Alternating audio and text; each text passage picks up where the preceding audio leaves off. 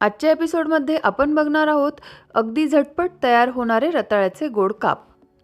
हे रताळ्याचे काप फक्त 10 ते 12 मिनिटात बनून तयार होतात आणि टेस्टलाही एकदम मस्त लागतात.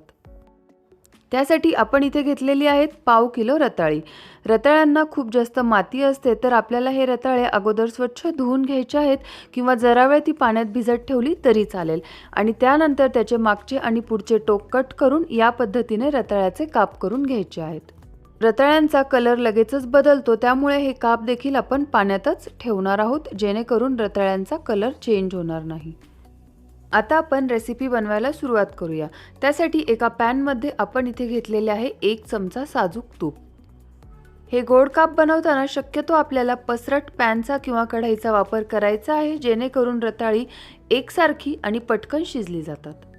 तूप गरम झाले की हे रताळ्याचे काप आपल्याला यामध्ये टाकायचे आहेत आणि साधारणतः 3 ते 4 मिनिटांसाठी हे रताळे आपण चांगले परतून घेणार आहोत. हे रताळ्याचे काप करत असताना आपल्याला ते मीडियम साईजचे करायचे आहेत. एकदम पातळही नाही किंवा फार जास्त जाड देखील ते ठेवायचे नाहीत. हे रताळ्याचे काप खूप जाड जर ठेवले तर शिजायला थोडा जास्त वेळ लागतो आणि एकदम पातळ केले तर ते हलवताना त्याचा लगेचच लगदा होतो. त्यामुळे या पद्धतीने हलक्याशा मीडियम साईजमध्येच आपल्याला ते ठेवायचे आहेत. साधारणतः 3 ते 4 मिनिटांसाठी मी रताळी चांगली परतून घेतलेली आहे. तुम्ही इथे बघू शकता त्याचा कलर देखील थोडासा चेंज झालेला आहे. यामध्ये आता आपण टाकणार आहोत अगदी पाव छोटा चमचा किंवा 2 चिमूटभर इतके मीठ. मीठही आपण रताळ्यांमध्ये व्यवस्थित एकत्र करून घेणार आहोत आणि यावर झाकण ठेवून आपल्याला ती फक्त 5 मिनिटांसाठी वाफवून घ्यायची आहेत. मीठ टाकल्याने रताळ्याला त्याच्या अंगचे पाणी सुटते आणि वरून एक्स्ट्रा पाणी टाकायची देखील आपल्याला गरज पडत नाही आणि त्याच्याच पाण्यामध्ये ही रताळी चांगली शिजली जातात.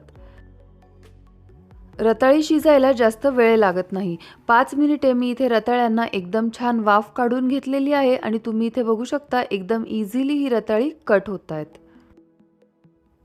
चाकूच्या मदतीने देखील आपण इथे बघूया रताळी एकदम चांगली शिजली गेलेली आहेत. रताळे चांगले शिजले गेले की यामध्ये आपण टाकणार आहोत 2 चमचे कट करून घेतलेले ड्रायफ्रूट. मी इथे काजू आणि बदामचे या पद्धतीने तुकडे कट करून घेतलेले आहेत.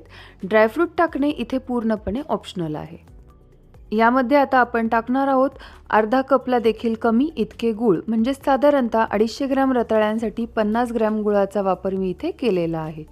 गूळ टाकताना आपल्याला त्याचे मोठे खडे न टाकता या पद्धतीने अगदी बारीक किसून किंवा कट करून तो घ्यायचा आहे, जेणेकरून तो पटकन विरघळला जाईल. रताळी ऑलरेडीच गोड असतात, त्यामुळे फार जास्त गुळाची आपल्याला इथे गरज पडत नाही. गुळाऐवजी तुम्ही इथे साखरेचा देखील वापर करू शकता. गूळ रताळ्यांमध्ये चांगले एकत्र केल्यानंतर यामध्ये आपण टाकणार आहोत पाव चमचा वेलची पावडर आणि 2 चमचे ओल्या खोबऱ्याचा किस. हे सर्व घटक आपण पुन्हा एकदा व्यवस्थित एकत्र करून घेणार आहोत. गॅसची फ्लेम पूर्ण वेळ आपण इथे लो ठेवलेली आहे आणि एकदम अलगद हे सर्व आपण एकत्र करून घ्यायचे आहे.